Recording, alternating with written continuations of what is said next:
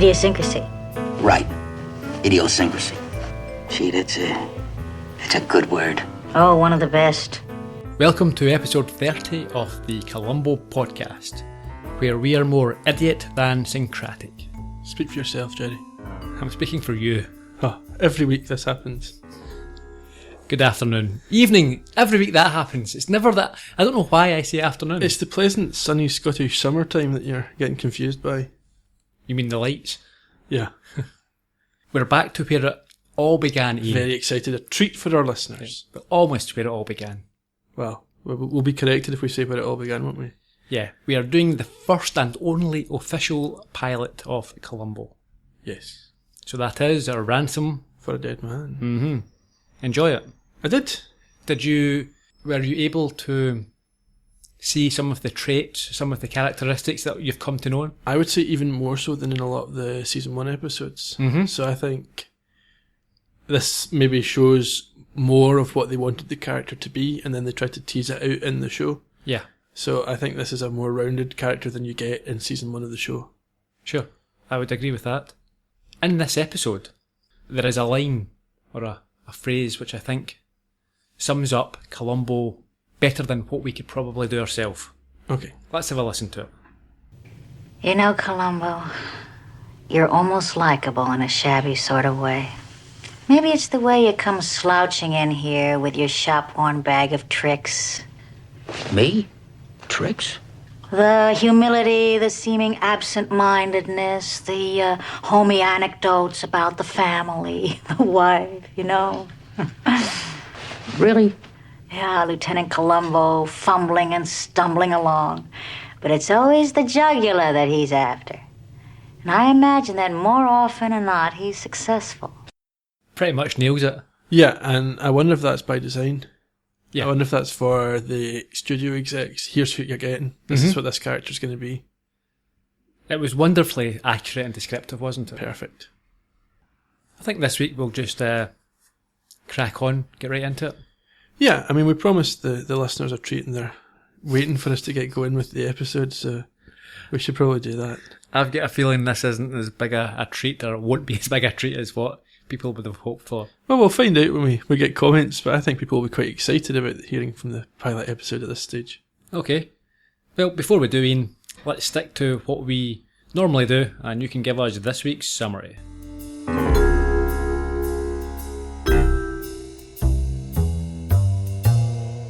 Ransom for a Dead Man features a clever and competent killer. Leslie Williams, a lawyer with a privileged lifestyle, wants to dispose of her husband and secure access to cash from a string of investments, with the bonus of cutting her unloved stepdaughter out of the financial picture altogether. Faking a kidnapping, she convinces the FBI of the veracity of her story, but a local lieutenant by the name of Columbo is less certain. With evidence hard to come by, it looks like the lawyer may go free, but Columbo has his poker face on and one last card to play.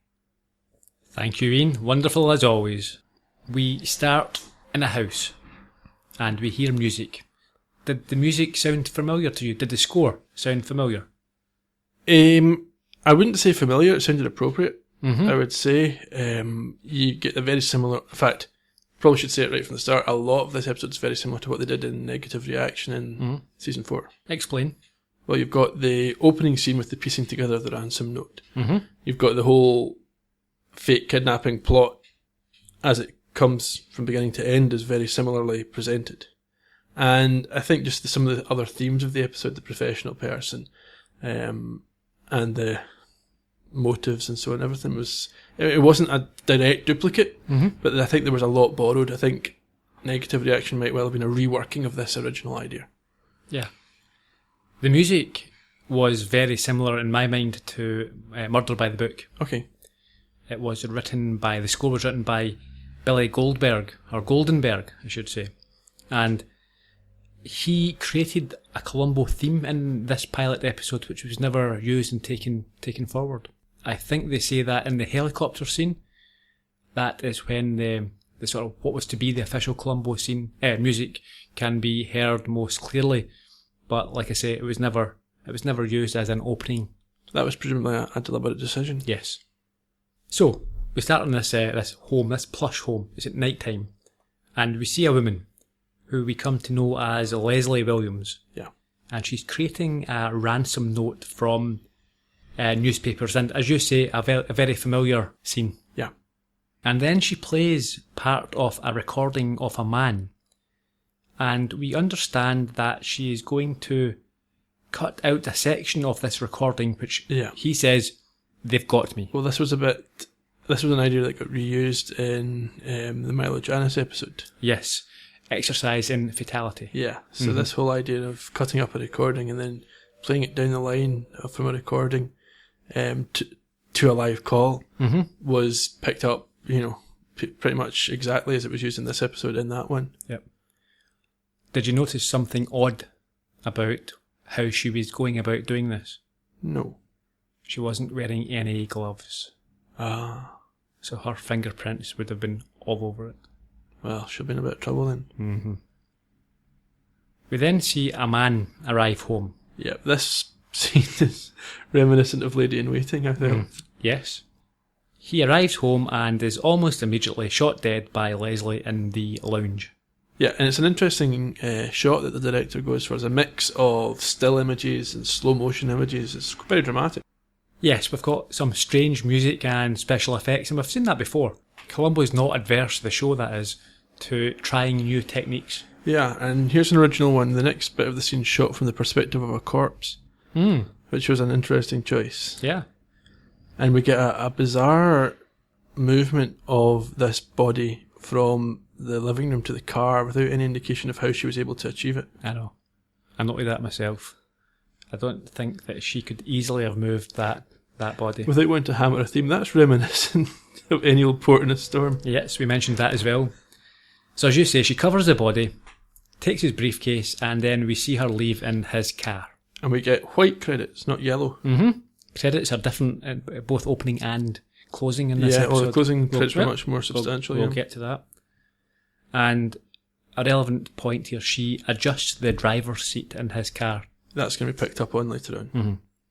We're next at a cliffside. Well, before that, you see the car driving off and you get lens flare from the headlights, which is a very J.J. Abrams technique. He gets pilloried for that. Yeah, we've seen this a few times in Columbo as well. Yep, we have. There's a good moment later in the episode, actually, where the lens flare from the headlights are shown overlaying her eyes. So that was quite clever. Again, a little bit like Murder by the Book, when the eyes of the Mrs. Melville painting. The two shots kind of coming together, yeah. So this cliffside, and again, it reminds me of Any Old Port, and also the other Ransom episode. Negative Reaction. No. Greenhouse Jungle. Yes. Where there's the car crashes down the cliffside. Yes, and Columbo falls down the hill. Yes. On this occasion, Leslie, she kicks the body down a cliff and into the sea. And as you say, we have that transition from the headlights to her eyes. Yeah. She then finds a post box. Yeah, she stops at a post box and posts herself the ransom note. And she leaves the car at this stop sign. Next to the post box where the ransom note's been posted. Back to the house we go. And it's her house. And she calls a friend called Pat. Yes. And it's 11 p.m, which is quite late. Well, I would say so, but Pat seems happy enough to speak to her. Interestingly, at this point I noted we're 6 minutes into this episode and only one word has been spoken when her husband came home and said Leslie. Yeah. We've had no other speaking in this episode, and I think that was really nicely done. Nice observation. So she calls this friend called Pat. Yep, and this is a scene again that got put straight back into Negative Reaction, setting up a call for the next day. Yes, indeed. Although in Negative Reaction it was, had been thought out better, had been implemented better. This didn't sit well with me. Yeah, it was a little bit kind of flaky, wasn't it? Well, she asks Pat to call her the next day and simply say, tennis, in order to remind her about a tennis date. That's a very strange thing to ask. Yes. If one of your friends called you up, and we get the point that what she's doing is saying, it's a reminder service. Essentially. So they don't want to, it's not, you don't have to phone me and have a long discussion in the chat, but still, you wouldn't just simply phone up, say tennis, and then hang up. Yeah, which she does do. What she does do, and it's risky. Yeah, but what if she wanted to chat or some news had happened or something like that? Anyway, we get a sort of flash back and forward between Leslie, where she is on the phone, and then a courtroom, and we kind of come to realise this means she's been asleep and she's now in court. Yes, And we note that she is an attorney Yes. and appears very successful and good at her job. It would appear so. It looks like she is representing a large company, and she's an insurance company. She's essentially getting them off in a case where they ought to be paying out compensation to a man who's been very seriously injured. Yes. And we see her sort of multitasking. A colleague arrives, one of her associates, and informs her that there is no sign of her husband. And as she's talking to him, she's also dealing with the proceedings in the court at the same time. So Yeah, she's multitasking effortlessly. Interestingly, the claimant's lawyer, not the one who spoke, but the colleague sitting next to him, looked familiar to me, but I couldn't find out who it was. So maybe one for the listeners. okay, if you know, let us know. Yeah. She tells the associate, her colleague, that after lunch she will put out a missing person report. After lunch? Why would... She's not really thought through how someone would react or act in that situation. And it's fairly obvious. Now, we've discussed before in other episodes where people don't necessarily act how you think they might, but it's quite subtle, and it's something that you can probably get away with. But in this case, if you're planning to act how you think you should act, putting it off until after lunch, Yeah. it's not acceptable, really. It's strange. I think we see this fairly regularly, like you say. People who plan these things out overthink them sometimes. From the courtroom, we go to Leslie's office, and the secretary confirms that there's still no word about her husband, but Leslie continues with her work, and she receives the call from Pat, who says tennis, and hangs up. Fortuitously. Yeah, nonsense. And she does this in front of her colleague and the secretary. Yeah, and just like Dick Van Dyke in Negative Reaction, she pretends it's the kidnapper on the phone. She listens as if he's making demands and proceeds on that basis. She tells them that it was a man who has told her that they have her husband. That's it. She doesn't do the bizarre thing that Van Dyke ended up doing when he writes down one of the pieces of information. That was obviously an adaptation they made for Negative Reaction that made it worse. Yeah. We head off back to her house, and we're in the lounge, and we see an FBI man. Yeah, setting up a wiretap. Yep, Carlson is his name. And He was good. I liked him. Yes, we'll talk about him later. And his team are there, and they're running the show. And we see the ransom note for $300,000. A lot of money. Yeah. As you say, the wiretap's being placed, and Carlson tells her that they may be able to ID the voice. Yeah. And she's asking him for guarantees that they'll definitely get her husband back, and he says he's going to have to be straight with her. They can't promise it. No, but she has to be optimistic. Yes, and she should assume that he's fine. Yes. The doorbell goes. And it's Columbo! His entry. Interestingly, they refer to him as being from the local police. It's never LAPD throughout this whole episode. And it's placed in LA because Leslie Williams talks about Beverly Hills, but they don't. It's always local police or local police department. That's it. Any reason for that, do you think? Maybe they hadn't got permission, maybe they hadn't spoken to... Or maybe they weren't sure if they LAPD. needed permission. I'm not sure. So, what's Columbo doing? He has lost his pen. An engraved pen. Yeah, and he won't take any help to find it. No, he's fumbling around, and Leslie comes out and asks her if she can help. But he says, Asks him if she can help. Yes, but he says no. She offers a flashlight. He says no. The FBI come out and offer a flashlight. He says no. But he still looks quite annoyed when he goes back into the house. He's much more smartly dressed than we're used. He's still got the same sort of over jacket on, but he's much more clean cut. His hair's a bit tidier. He's clean shaven. His suit's a bit smarter. if you think that's smarter, wait till we get round to doing the first TV movie, Prescription Murder. Well, I felt that he looked noticeably less bedraggled in this episode than he does sometimes. Sure. They go inside and a call comes in.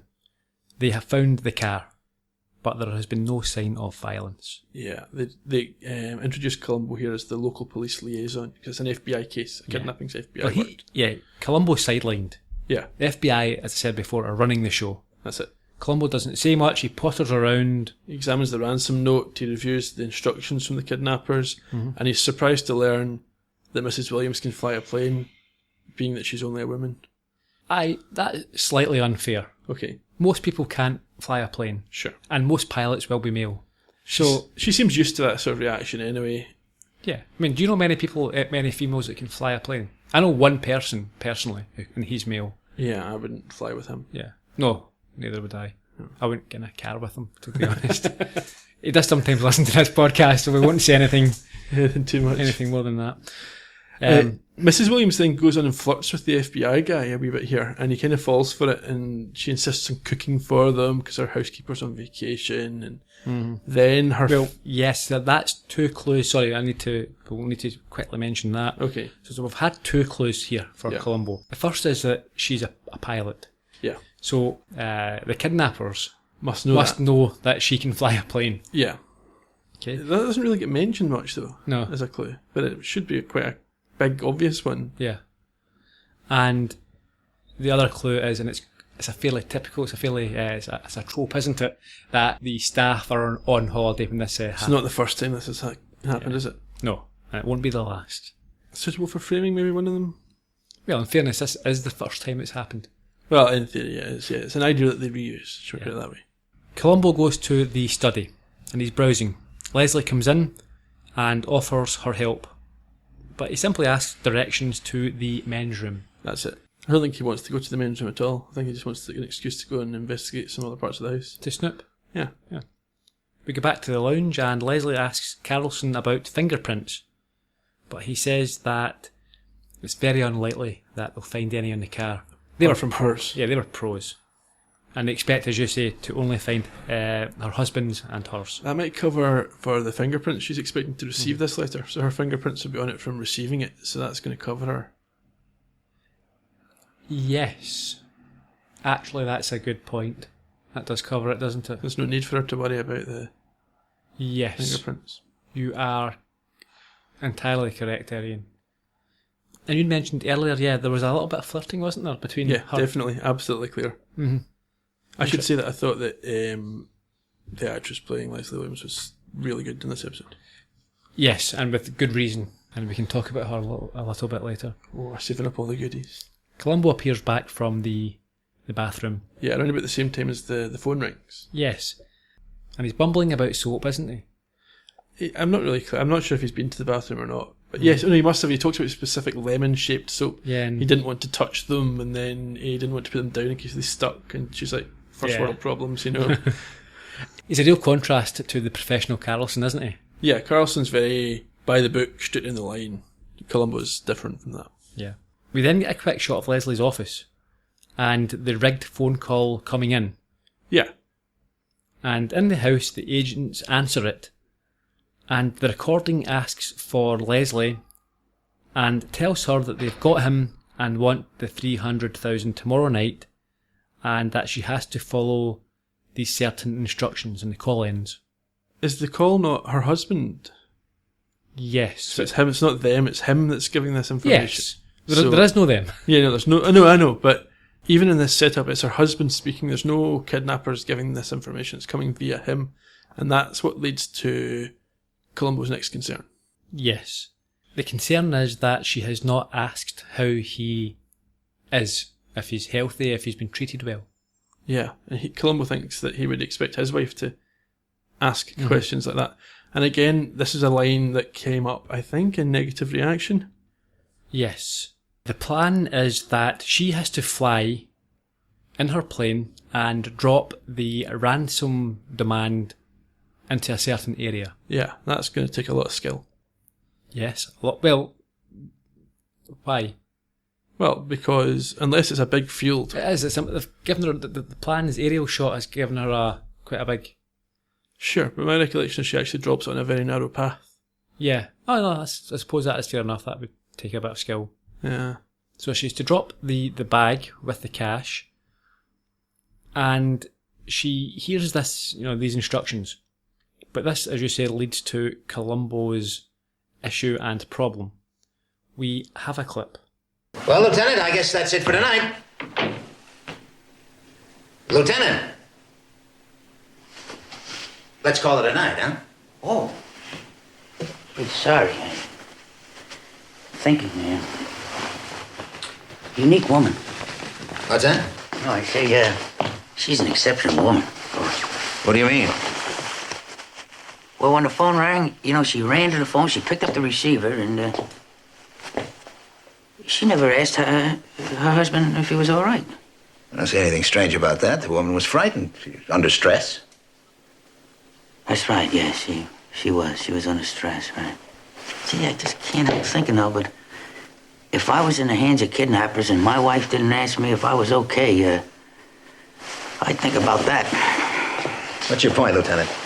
Point? No point. Just that, she's a unique person. Good night, Lieutenant. Yeah, good night, good night.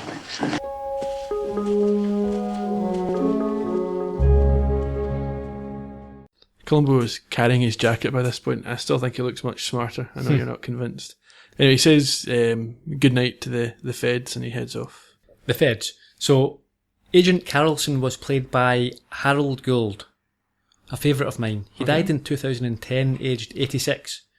He had 5 Emmy nominations and he starred in TV and movies such as The Man from U.N.C.L.E., Perry Mason, Dr. Kildare, The Wild Wild West, Mission Impossible, Rhoda, The Golden Girls.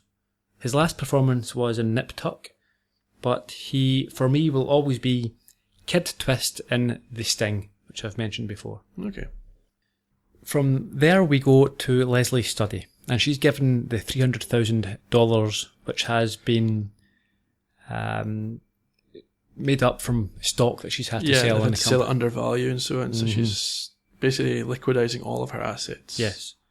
The money has been marked and she has brought her own bag, which is a bit of a clue. Yeah, I think that might be a giveaway. Columbo, we see, finds this interesting. Absolutely. The FBI agent, Hammond, who fills the bag, was played by Paul Carr. He died in 2006, age 72. He appeared in The Young and the Restless, Dallas, Quincy, Buck Rogers, The Rockford Files, The $6 Million Man, The Green Hornet, and the original Star Trek. Quite a prolific fellow. Mm-hmm. From the study, we head to the airfield. Into a locker room. And Leslie wants confirmation that the cops will stay, quite far back and not interfere. Yeah, obviously she's concerned that they'll blow the deal. This reminds you of Greenhouse Jungle with the inefficient trailing by the cops. Well, yeah, we can get to that shortly. But they don't do a very good job, do they, of obeying the kidnappers' demands? I don't think they ever take kidnappers' demands that seriously on this show. No, never. After she gets these last second clarifications, she invites everybody else to get out of the locker room so she can get changed. Yeah, the whole plan rests on her being left alone with this bag. Yes. There's no way she could have guaranteed this. No, they might have taken it off her. Yeah, it says we'll hold on to this until you're ready to go. It's a strange one. There may have been a female cop that attended that night, or a female FBI agent absolutely, who would have stayed in the dressing room. It seems very unlikely the FBI would allow this money out of there. Although I suppose it's her money, but still, you wouldn't want to risk your whole plan on being alone with the cash. Yeah. Anyway, she's got the identical bag, but it appears to be completely empty. She swaps it over, even though it looks full. Yeah. She gets into the plane, and Columbo rides in a helicopter with Carlson. Yeah. She takes off, and the helicopter follows. Yeah. Now, why would you be following in a helicopter? Subtle. It's not subtle at all, is it? No. It's noisy and obvious. And you need lights. See, you can't see anything in a helicopter. And not only that, they know where she's dropping it, so why don't they just go on the ground? Yeah, and there's cops there already. So and there's patrol cars. Unnecessary. Mm-hmm. So we see Columbo being uneasy and nervous flying. I think this is established as a character trait. Mm-hmm. What I noticed about this episode is that it's a fairly large budget. Yeah, they seem like they want to go all out to get this series commissioned. Mm-hmm. Then there was something that sort of puzzled me. We see Leslie throwing what appears to be a tracking device. It's a flashing light. This was the signal the kidnappers were going to give her to drop the bag. There was going to be a flashing light just to then drop the bag. Right. It doesn't make sense because she drops the flashing light, then waits, and then drops the bag. Yes. So it's not together anyway. See, I thought that was... Yeah. And surely the folk in the helicopter would see her dropping the flashing device. Yes. It didn't make any sense to me at all. No, it's really... Why did she bring up the flashing light at all? Really badly conceived here, isn't it? Yeah. She drops off the cash in the area and tells him the drop's been completed. Yeah. We go to the drop site, and the helicopter lands beside the empty bag and cop cars. This is shockingly indiscreet. They make no attempt. If he wasn't dead yet, they're going to kill him now. Of course they are. That's really poor. And you never get this, so that if I was the killer in one of these, I would have then sent a further message saying, we said no cops, he's dead. Yeah, because that's the thing. Okay, question is, what do they hope to achieve here? They're not thinking, obviously, I'm assuming that they're not thinking that the kidnappers turn up at the drop site with the husband. Yeah, that makes no sense. In the car. So he's going to be somewhere else with, you'd have to think, another member of the gang. And if they don't come back, they've still got him to hold for ransom for to release their accomplices. Yeah, or whatever they want, yeah. So there's absolutely no logic whatsoever in doing this. You can only risk... It seems to be for dramatic purposes. Yeah, it really quite irritates me a little bit. Fair enough. We go back to the airfield and Columbo remains behind. He wants to sniff around and Yes. he jimmies her locker. Mm-hmm. And is disappointed to find nothing. So what we understand here is that Columbo already knows what the He's at least situation suspicious is. of her, yeah. Yeah. We're back off to Leslie's house. Yep, she hides the bag in a secret panel and turns around, and I'm expecting Columbo to be sitting on the end of the bed, but it's not him. No, it's her stepdaughter, Margaret. Yeah, her late husband's daughter. Yep, and she's waiting for Leslie, and she wants to know how her father is. Or where her father is, anyway. Yeah, and wants to know when the kidnappers will bring him back. That's it. And obviously these two women are the best of friends. No, she lives in Zurich, and it's shown immediately that they despise each other. Yeah. I think we've got a clip. After I got your cable, I caught the first plane out of Zurich. There was only a 30-minute layover. You didn't have to come. What you mean is you didn't want me to. What I mean is that there's nothing for you to do here. Let's drop the polite charade, Leslie. I hate you as much as you hate me. Maybe more. And you don't have to play the martyred stepmother to me anymore. I've outgrown that. So you see, all the expensive education in Switzerland isn't a total loss. Margaret, we're both tired. And we're both upset. I'm sure neither of us wants to say anything they don't mean. Although we may be sorry for later. Why don't we get some sleep? Tomorrow may be a long day. Margaret, I'm worried. I love him too. I haven't been able to sleep. I'm terribly nervous. Margaret, I'm afraid. And Margaret buys this, and they hug it out. Yeah, this is quite a cold killing. Oh yeah, she's got no emotion invested in this at all. No, she's murdered this girl's father. Yeah, she has no sympathy for her. No. The next morning, we are in the kitchen. Yeah, Margaret's having some breakfast, watching TV, acting badly. She's watching a movie. Did you recognise it? I didn't pay too much attention. It's a famous movie. Okay, Double Indemnity. don't know it. About a wife who murders her husband in order to collect life insurance. Interesting choice. Mm-hmm. Obviously they didn't have a VCR there, so she'll be watching that as it happens to be on. Yeah, just very, very convenient. Maybe that's a wee Easter eggs from the producers. Yeah. Margaret's unhappy that Leslie is continuing to work. Well, before that, they talk about there being fuzz of some kind out in the streets. Yes. Feds.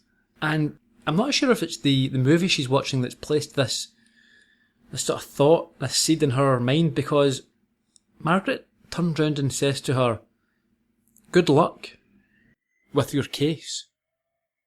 Almost as if she knows what she's done. Yeah, Margaret's not very subtle. I don't think the actress did a good job with her, but Lee Grant as Leslie Williams is fantastic, and she basically covers up for that deficiency here. Yeah, as you mentioned, Leslie Williams is played by Lee Grant. She was born in 1925. She has had 4 Oscar nominations and a win in 1976 for Shampoo, playing against Warren Beatty. Okay.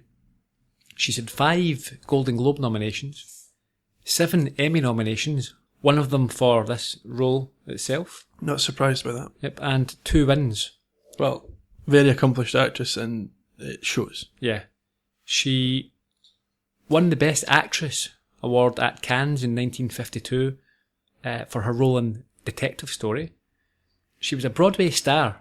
She made her debut at 4 And she won an award actually for Detective Story at 18 on stage. Right. And it was from that stage role, or that the stage play that the movie came about. She was blacklisted by McCarthy during the witch hunts, and she didn't work for around 10 years. She turned down the role of Dorothy in The Golden Girls. All right, okay. She was known for playing in The Heat of the Night, Patent Place, Faye, and Mission Impossible. The show? Mm-hmm. Okay. I think she had a small role in that. Right. A guest appearance. Well, I thought she was very good. Yeah, incredible. Very compelling. Very. She made it easy for you to dislike her. Yeah, you believed that women actually felt the way that we were tended to believe. Yeah. We go back to the court. Carlson and Columbo arrive and tell Leslie that they have some bad news. Yeah, and she insists that they bring it out in public. The news is? They found the body of her late husband. Yeah. She swoons into a faint. Yeah, and Columbo's not convinced that she's on the level here. No. He again doesn't understand her lack of query. So she doesn't ask where the body was found or what condition it was in, how he died, nothing. No. She simply faints and then says she's going to go home. Yeah, there is a bonus here for Columbo though, because with the body showing up, he now trumps the feds. Yes. Carlson is not happy with Columbo's suspicion of her. Yeah. And he threatens to take it upstairs. Yes. But as you say, Columbo puts him in his place. It is now a murder, and this is his department. That's it. I liked it. And even in this pilot episode, we have been aware on a number of occasions that Columbo can be firm when it's required. He's no... Yeah, and we see it shortly, actually. Yes, we do. That's a very interesting scene we'll get to. We go back to Leslie's home, and she's getting sleeping tablets, or Margaret is, or some combination. And always makes me wonder, it happens a lot in Columbo, if someone loses a relative and they get doped up immediately. Yeah. It's like, you'd think the police would say, hang on, before you put them to sleep, we need their evidence. Yes. But we see her throw these pills into the fire. Yeah, she's not taking them. No. She's fine, and she dances around. She does. She dances around the room a little bit, and Margaret notices this and looks, well, as shocked as you would expect. Well, I think it's Drama School 101, look shocked on 3. You're not a fan at all, are you? I'm really not. Well, while we're discussing it then, it may be of no surprise to you that Margaret was played by Patricia Mattick. Right. She unfortunately died in 2003, aged just 52. She was known for roles in Lou Grant, Cannon, The FBI, Ironside, and a TV movie I think called Cry Rape. She didn't have much of a CV. Yeah, no, I'm not surprised she didn't have much of a career based on this evidence. You're really not a fan, are you? I just don't think she had a good job. Maybe you can blame the director or the casting people, but I don't think she was in any way convincing. Okay. She was very sort of drama school brat. Sure. We head off to the cemetery, and Columbo is at the funeral, and he sees Margaret tell Leslie that this was what she always wanted, and then slaps her on the face. Another overly dramatic bit of bad acting is my note. Columbo, it's not as bad as negative reaction, but again, he's lurking at a funeral. Mm-hmm. And he does speak briefly to Margaret to introduce himself. Again, he uses the phrase local police instead of LAPD, but that's about all there is for this scene. It's not quite the only thing. After he introduces and IDs himself to Margaret, he holds her hand and tells her she's not alone. He's there for her. It's quite suggestive, isn't it? Maybe these are favours that the police can pull in the 70s. Yeah, but it's just it's an odd thing to say. Like, a cop shouldn't really be saying you're not alone. It's not his position to be. Well, she is alone as well, so it's a complete fabrication, isn't it? Yeah. Anyhow, we're back to the house. And the note I made in this scene is that Pat, the tennis friend, is being a complete cow. She's telling Leslie that she should kick Margaret out without a dime. Yep. Her father has just been murdered by kidnappers, apparently. Yeah, but she's being ungrateful. Of all the times where you're allowed to act, we're allowed to vent anger. Yeah, you would think you would not be expected to be on your best behaviour. On the day of her father's funeral, this beep, Pat, is telling her she should be kicked out of her home with nothing. Yeah. That enraged me again when I watched this. I forgot this scene. You don't like Pat? No. I think Pat's a beep, beep, beep, Okay. beep. Really angered Can't me. say that in the podcast. We'll have to beep that out. Yeah, I need to beep out the beeps. No, she did. She really angered me.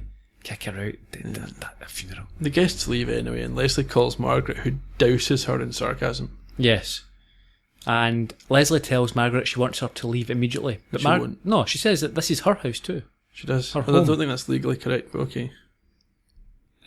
Spouse would inherit the house, I would imagine. Unless the will states Well, yeah, I otherwise. suppose unless otherwise. And Leslie tells her that her trust has gone, her Yeah. trust fund. They're now skint because they spent all the money on the ransom, so Margaret needs to get a job. Now, would that be legal? Depends how it's set up, so it entirely possibly could be. No, she did. I think she said that. She was a signatory on it, Yeah. so she was allowed to take the money out. Yeah. And because of that, the fact that they've got no money, her allowance will have to be adjusted. Yeah. And any allowance that she will have will come from Leslie's own earnings as a Lawyer, yeah. lawyer. So she's putting pressure on her here. She's saying, you act how I want you to act and behave properly in my You'll get book, cut off. or you'll have nothing. Yeah. We go back to Leslie's office. Yeah, Columbo is there and he doesn't understand how this associate can work for a woman. How Yeah. can you work for a woman when you are a man? Yeah, we see hints in future episodes of Columbo.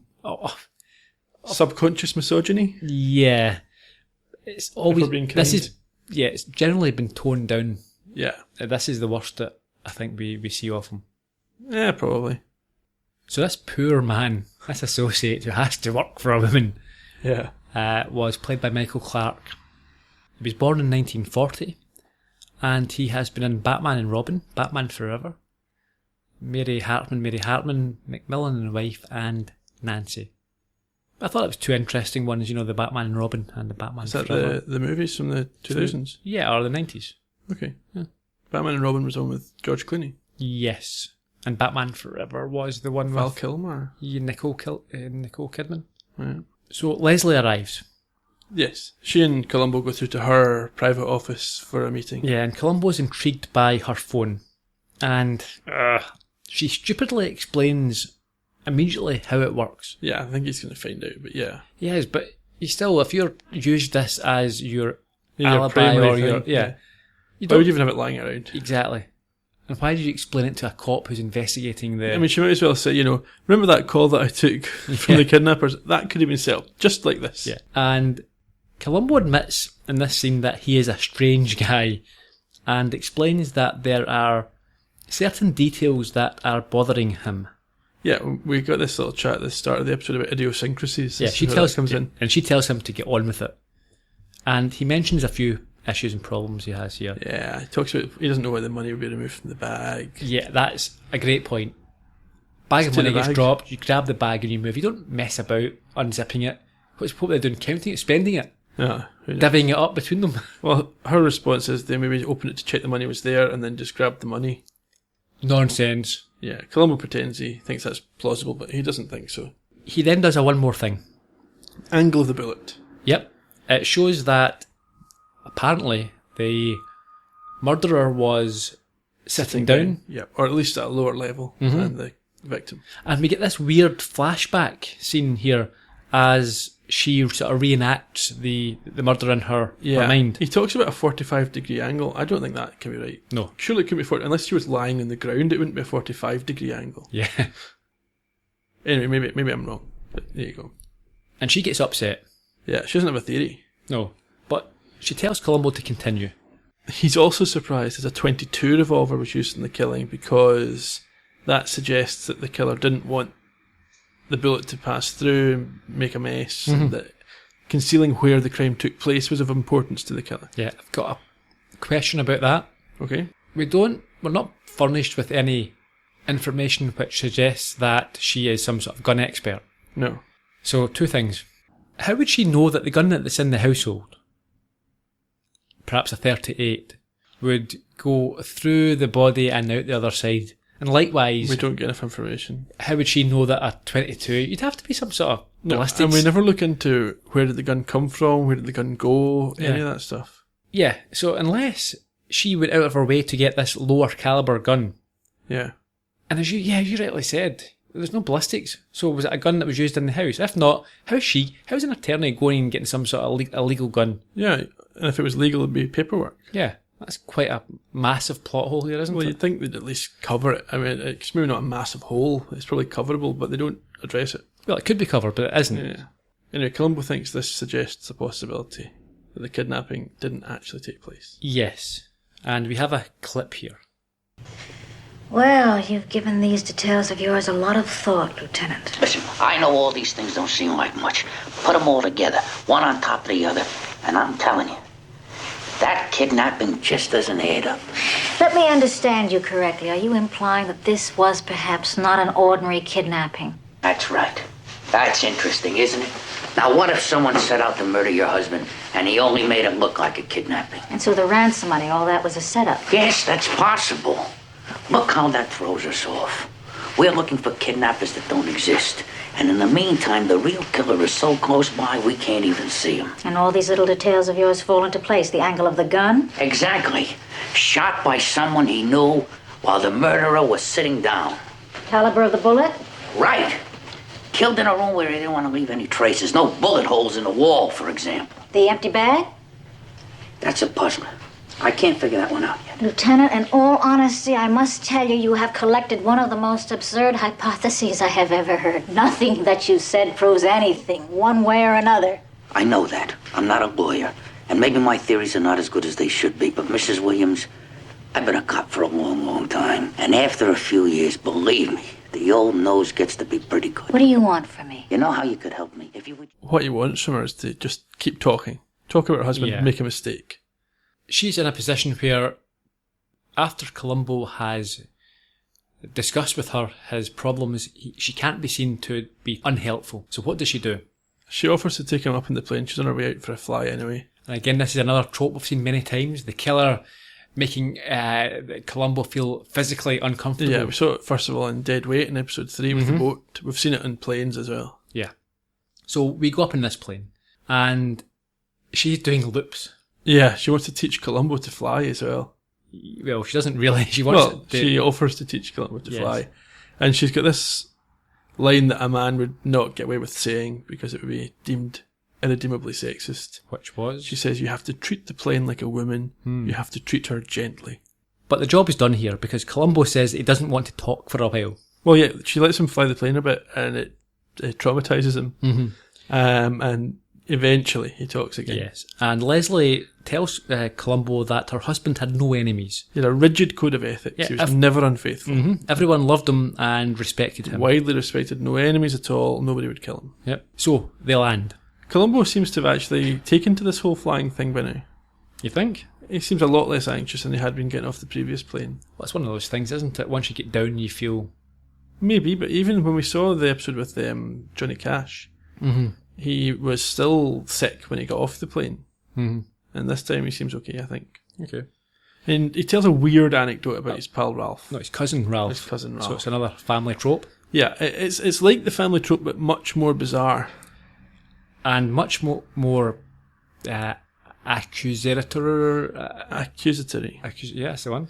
But instead of being a relatively interesting anecdote that happens to have parallels, it's basically saying, what if you're like my cousin Ralph, who was so perfect, he was boring, so I felt like killing him. Yeah. The note I took here is Columbo needs to work on his stories if he's going to get a full series. Yes. And also he doesn't have enough information at this point to draw that parallel.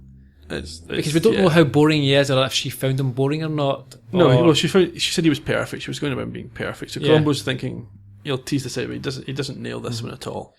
But this is one of the times we see again over and over where both parties know what each other, or Columbo lets them know that he knows, and they're both aware of. So this is generally when the jousting can begin. Yes.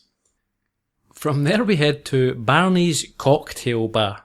Columbo's playing pool. He's got a bit of skill, but he puts the weight, so he's fed up with it. I think he might have deliberately done that to show off his skills. It's a very difficult shot to have actually done that. Yeah, very, because he says he doesn't have much time left. He tells the guys he doesn't have any time left and sits down. I think he meant that. It's possible. And he orders chili from Bert. And Bert tells him he has... Bert's got a great line. He says Columbo's got no imagination. No. We've met Bert before. Or after. Yes. Well, we've met him before, but we do meet him after. Yeah. This Bert's played by Timothy Carey, and this is the first of 3 Columbo episodes. The first one we saw him in was Dead Weight. Yeah, it's interesting actually because there's not a lot of people who come back in this episode. No. I think he's the only one. Well, Peter Falk. Obviously. And that's despite this being really good. Mm-hmm. So, tell us what happens here, Iain. Well, Columbo is looking at the menu and, as always, orders chili.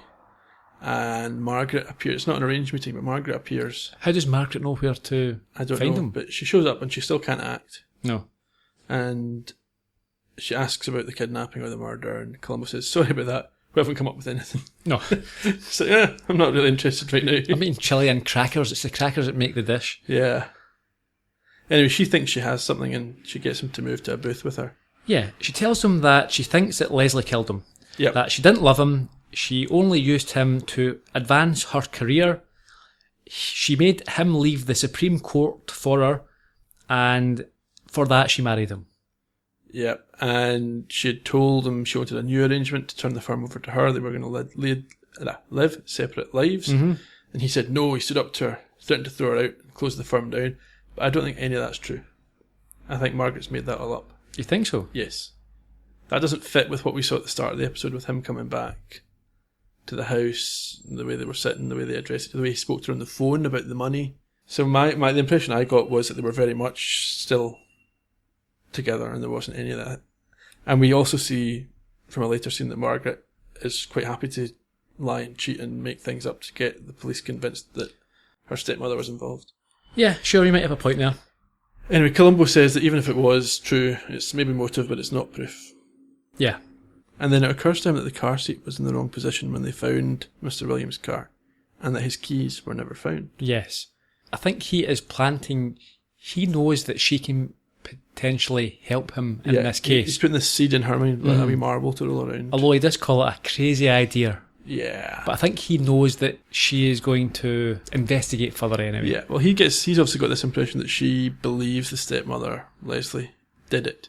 Whether he believes her stories or not. Mm-hmm. So maybe he also believes that Leslie did it. Yes. So whether those stories are true or not, he's going to maybe see if Margaret can help him out. Yeah. So just to clarify, what about the keys, what he said is that they haven't found the keys, so maybe the killer still has them on them. Yeah. They go back to the house, and Margaret finds Leslie lying on the couch. And we then see her, Margaret that is, phone Columbo, who arrives to wake up Leslie. Yeah, there's mysterious music playing. Mm-hmm. And Columbo tells Leslie that Margaret called her and that she has something to show him. So Leslie shouts for Margaret, who arrives, and she then produces, supposedly, the car keys that she said she had found in Leslie's bedroom. Columbo's not happy. No. Margaret accuses Leslie of the murder and she shouts, but Columbo he immediately tells her that he has been watching the house, or had the house watched, and that this has been a set-up by Margaret. Yeah. She doesn't take very well to that. No. We have a clip. Yes. My father was never kidnapped. He came home that night and you killed him. Oh, Margaret, you really don't know what you're talking about. Yes, I do. Oh, Lieutenant, I can't do anything with it. It's true. You killed him. It's true, Lieutenant. You know it's true. Now, wait a minute. Just one moment. Go sit down. Sit down in that chair. Now, listen to me, Margaret. What you're saying might mean something, except for one point. These are not your father's keys. Margaret, I've had the house watched, and you had a locksmith up here yesterday. And I've got an invoice of every duplicate key you had made. Now, I'm going to overlook what you did this time, but I want you to remember something. Forging evidence is a crime. But she killed him. There is no proof of that. She did it. I know it, and you know it, No, too. I don't know yes, it. You do No, know I it. don't yes, know you it. do. Young lady, don't you ever do that again. what's happened there is that she's tried to punch Columbo in the face. Yes, we don't really, or we haven't to this point, seen anything quite like that. No. Since. Of all the killers and the murderers that Columbo's dealt with, that's, I think, the closest he's got to actual sort of bodily harm or threat. Yeah, I mean, what's happened here is she obviously feels like he's sent her off to do this without him explicitly saying so. Yeah. And now he's reining her back in and she can't handle it. Yes. So she leaves, and Columbo's got a telling line in this scene. yes, but before that, Leslie, She thanks Columbo for helping him. and says she doesn't know what she's going to do with Margaret, what can she do?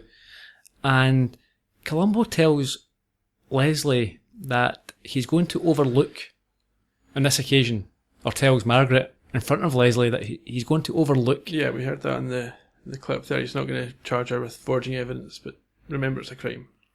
Can he do that in front of the person, effectively the victim, who is also an attorney? Guess he just did. Yeah, but surely Leslie could turn around and say, no, press charges here. She's trying to set me up for murder. I don't know what the jurisdiction is there. I know that in Scotland only the police can decide whether to prosecute or not. It's never a victim's decision, but in some jurisdictions the victim can decide whether to press or not press charges. I know it's up to the fiscal in Scotland to, they've got the ultimate decision, but what you're saying is that your point is that the victim cannot decide not to. But that's different. The victim can always decide to make a complaint. They can make a complaint, but they can't insist that a prosecution takes place. No, that never happens in any country. Yeah. But you don't need. What I'm saying is, you can't. In Scotland, the victim cannot turn around and say, "No, I do not want this complaint to be made." Yeah, some places they can. Yeah. So in this case, I'm guessing if Leslie wanted to pursue with this, it's not just up to Columbo to decide whether or not. And Columbo's not the DA. Columbo's only a cop. Yeah. He's not in a position to not charge her when a very serious crime of falsifying Evidence, yeah. Trying to incriminate someone for murder. So what else happens in this? Columbo's got this critical line where he says, "I can't have you accused of murder on the wrong evidence." Yes. So again, Columbo is making it clear to Leslie that he's on to her. Yes. I think she understands. Mm-hmm. Columbo has left, and Leslie is in the study. Yeah, Margaret's still very angry. She enters and tells Leslie that she knows she did it, but Leslie advises that she sees a doctor. Yeah, I've got a note here. Leslie taunts her, says she needs to see a doctor, and Margaret responds with some terrible acting. Yeah. She's asked again to leave, but Margaret insists that she is staying. So Leslie says she's going to cut off Margaret's money if she doesn't behave, and explains how she would do that. She's quite aggressive with her. Oh yeah, I think she's... Columbo's given Margaret a bit of a beat down there, so Leslie maybe feels she has the upper hand in this. Yeah. So we go to Leslie's office, and Columbo plays a little trick on her. Yes, he calls on the phone, but then appears in person and explains his trick. Well, it's her trick, really. What is it? He's used the fake call thing to put us be recording together and be in two places at once. Yes. He's showing how her already dead husband could have made a call to her. And getting called on this one enrages her. She comes out with a quite aggressive response. She says, "You've reduced yourself from vague threats and insinuations to vaudeville." Yes, and we heard the clip right at the start of the show about the explaining Columbo going for the jugular. Yeah. There's a good bit here where she makes a reference to Perry Mason. And she says, "You're playing a weak hand, Lieutenant. Either arrest me or get out of here." Yeah, she's confident that he has no evidence, and being an attorney, she knows that's what it comes down to. Yeah. She's been through cases. Yeah, she's not really worried about his suspicions. Or what he believes, yeah. Yeah. So he says the department's taken him off the case. This is a trick that he's used again in a lot of episodes. There's nothing concrete. And then there's one more thing. He wants to say goodbye. Yes. This is apparently his last goodbye. Yeah. And then we get a weird scene coming up. Okay, describe it. Well, Margaret has finally lost the plot completely, but has been incited to do so by Columbo off screen. So Leslie comes home and Margaret shoots a gun at her. It's a blank. Yes. And they have a sort of a stare off, and then she shoots another bullet. Leslie doesn't know if they're all blanks. Yeah. And bearing in mind, she has killed her father. And she knows that Margaret knows that she's killed her father. Yeah. So you'd be quite worried at this point. Yeah. But after a second blank, she's convinced there's nothing in the gun, so she goes after Margaret, who manages to escape. Yes, and there's one of those flashing boxes that got dropped out the plane is hanging in the wardrobe. And then Margaret, hiding in the closet, fires another blank and gets told to get out. Yes. There's a message saying, "Guess where I am." There's a message that says, taped to the mirror, which says in the Ransom style, from one bag to another, where do you think I am? No, where do you think I'm hiding? Yes, trying to show off where the ransom bag is. Yeah, it's almost sort of horror-esque, isn't it, the way this is happening? It's a little bit bizarre. It's almost like Leslie's having a traumatic dream. Yes. But anyway, this is all essentially a front to allow Margaret to negotiate to go away. Yeah. What effectively happens is that Margaret demands $30,000 per year in cash. Is that I thought it was $25,000 per year plus a $5,000 cash bonus. Yes, that's what it was. But I thought that was a one-off $5,000 cash bonus. Is it every year? I don't. Who knows? But she wants about $30,000 in cash in order to leave tomorrow. Yes. And Leslie agrees. So we head off to the airport. Yeah, Margaret's flying to Zurich with a suitcase of cash. Yeah, yes, and Leslie accompanies her and gives her this briefcase of cash. And apparently we see Margaret leave and board the flight. Yep. And then we see Columbo, and he's waiting for Leslie, who offers to buy him a drink as a consolation. Yeah, he says he's doing other work, and it's all a little bit vague. Columbo orders a root beer. Yes, she orders a sherry. Now remember, this reminds me. Last week, you did not know you'd never tried cream soda. Who was it that had the cream soda? It was George Hamilton. Yes, last week. At his dinner party. Yes. Or he had it to give to Columbo. Yes. Okay. I have since tried some cream soda. What did you think? It was sweet and not particularly tasty. Okay. It's not a patch in Iron Brew. We'll leave that there. So, Columbo orders a root beer. Yes, and Leslie orders her sherry. And Leslie is about to toast Columbo. Columbo's feeling a bit bold, I think, at this point. He's got his man, so to speak. Yes. And at that point he says he never thought he would get her. And we see Leslie start to lower her glass from her lips as it dawns on her. Yeah, she realises what he's saying. He appears to have something. Yeah. And he then explains what she did wrong. We've got a clip. Okay. Here's looking at you, Mrs. Williams.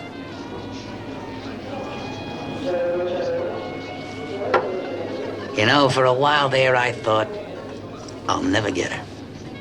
All those little details, they just didn't make it. There was nothing conclusive. And then I thought, it's gotta be the money. What money? The ransom money. When a person engineers a false kidnapping, they have to have the money hidden somewhere. Now, it cleaned you out to raise the ransom. So I thought, I gotta find a way to force her to use the ransom money. Thank you very much. You know, and it seemed like a nutty idea to everybody. I know it did to my wife. But I believed in it because, Mrs. Williams, you have no conscience, and that's your weakness. Did it ever occur to you that there are very few people that would take money to forget about a murder? It didn't, did it? I knew it wouldn't. No conscience. Limits your imagination. You can't conceive of anybody being any different than what you are. And you're greedy. He's worked with Margaret to sort of get Leslie to use the money. Yeah, and he's correct. I don't necessarily agree that there are no people or few people who would accept money to forget a murder. I think there's plenty of people who would take cash to turn a blind eye.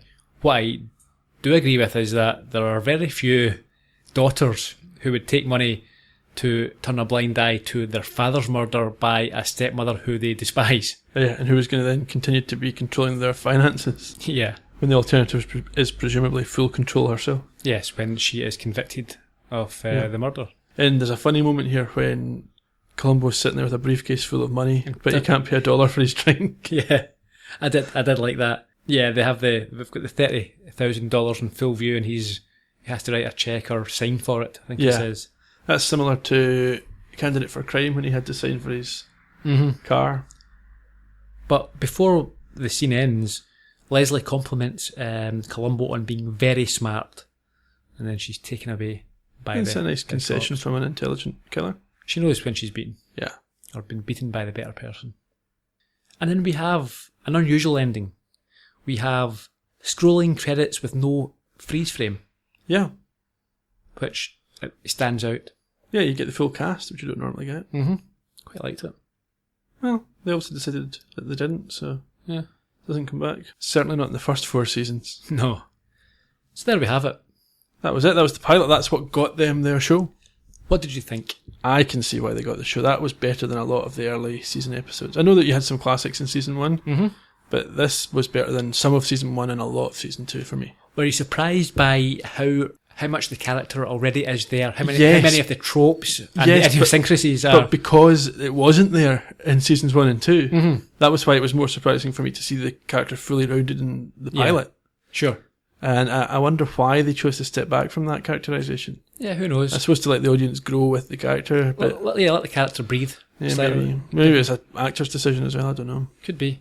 But yeah, I enjoyed it. As you said during the podcast there, Lee Grant, fantastic.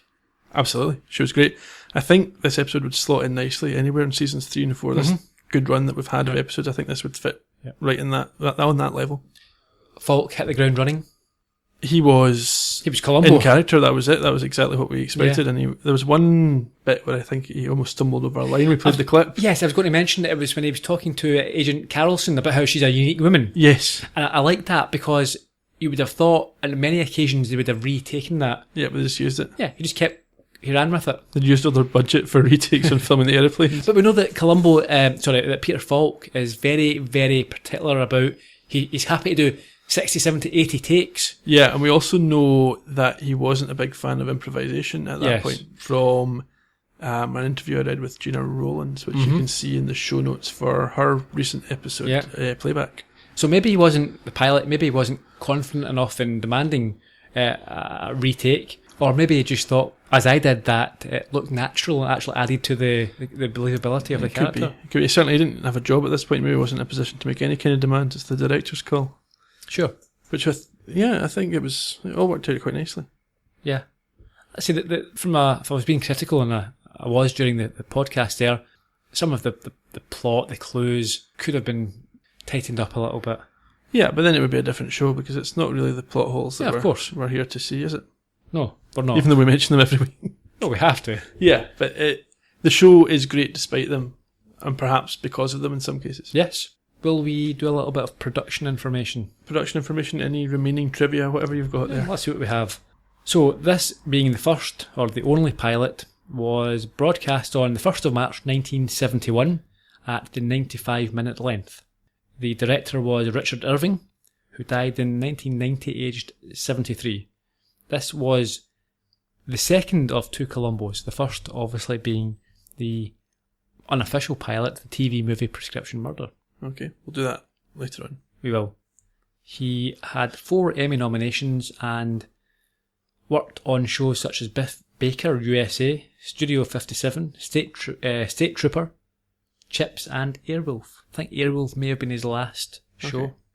The teleplay was by Dean Hargrove, who Noticed that. Yes, he comes back into it later in the run. Yeah. And we've mentioned that Billy Goldenberg provided the score and the theme, which was never actually used or taken forward. Yeah. Some of the cast who we've not mentioned, and I'll be honest here, there's 2 actors, and I'm not sure who they played in the episode. But are they interesting? Yes. Okay. Celeste Yarnall played Gloria, and I thought it may have been the waitress at the end, but it's not because she also has a credit. Okay. Maybe it was a funeral guest. Possibly. But she was born in 1944. She starred in The Wild Wild West, The Man from U.N.C.L.E., Macmillan and Wife, Star Trek, the original series, Okay.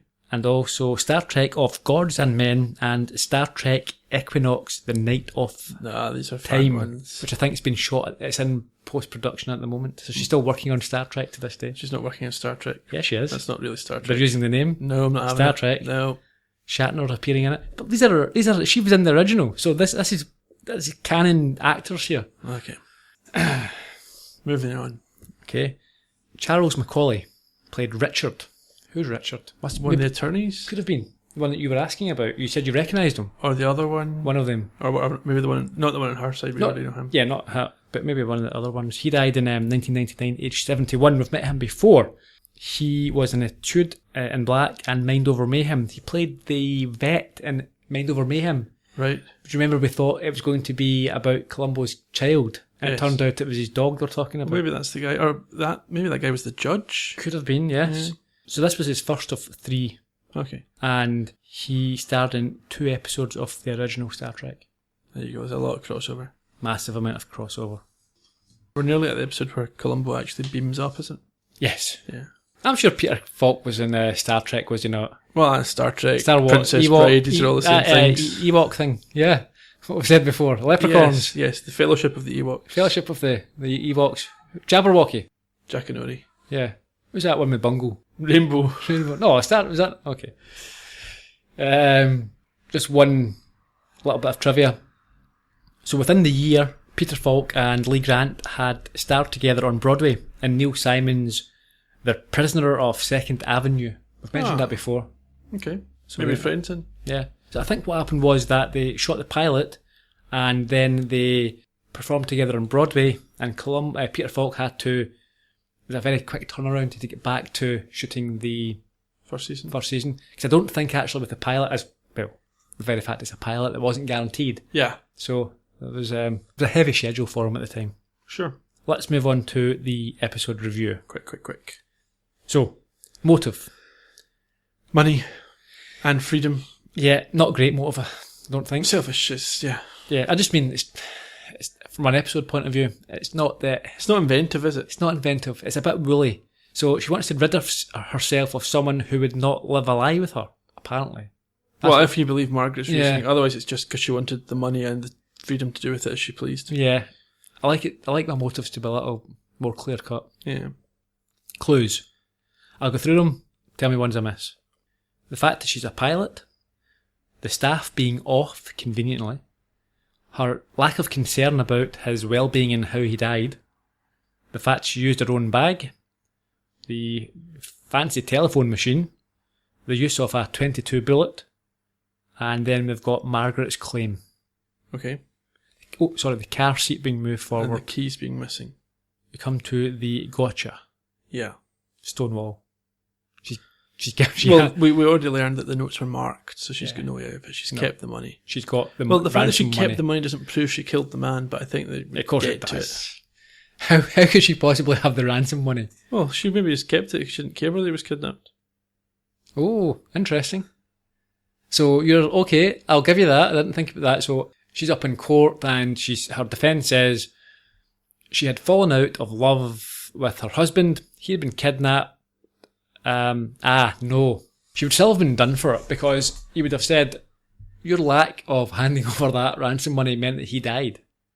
Yeah, well, tough luck. She didn't care whether he died or not, but she didn't do it. Doesn't mean she's guilty of murder. You'd be charged with being an accessory to murder in that case. I don't know if you would. Of course you would. It's not illegal to be indifferent. No, it's not being indifferent. With stealing the money, which was meant to go to a kidnapper, and the kidnapper then kills the husband. Yeah, it's still, the kidnapper has to take responsibility for his own actions. Yes, but she stole the money that was meant to Yeah, go so, there. well, maybe that, but it's her money. You can't steal your own money. If that's meant to go there and you've taken that money, she would... I'm not convinced that's a crime. Maybe wasting it's police time. it's certainly a crime. 100% that's a crime. I don't know. 100% that's a crime. I don't know if you can steal your own things. It's not the fact that she stole it. She was meant to be handing that money over. Well, what's the legal process there? What crime is that? I'm not a lawyer myself. I'm not a lawyer in the 70s America, but she would not walk from that. She might not necessarily be charged with first-degree murder, but she would be... There'd be something along the lines of causing, willful neglect. Some of that sort of stuff that she would be causing death by something or other. Reckless endangerment or Yes, something. there would be something. Because if she decided that she wasn't, didn't want to pay up the ransom, the proper procedure would be to tell the authorities and then let them in some way try and handle it. By her actions being sneaky and devious, she has had someone killed. Yeah, possibly. I still think she might get away with it. No, she might not. Yeah, she might get away with not being accused of being the murderer. She's going to jail for that. People can let us know in the. They can give us their thoughts. Yes, I'm sure they will. They always do. We always look forward to them as well, I should say. Mm-hmm. So that's us. Yeah, we've enjoyed the pilot, and we're going to get back to our regularly scheduled programming with season 5 next week. We are making fantastic progress. I really feel as if we've sort of broken the back of it now. Well, the reason that we put this episode in this week is because we're halfway through the original run. Yes. I suspect we'll do the other pre-season 1 show at the end of the original run. Is that what you suspect? I suspect. That's probably a working theory. Okay. Yep, so that's us. As always, thank you very much for your continued support, your continued listening to the show. Continued iTunes reviews. Yes. I think we've got Forgotten Lady next week. We do have. Season 5, Episode 1. It's a good one. Famous guest star. It is. Should be fun. We'll see you all next week. Cheerio.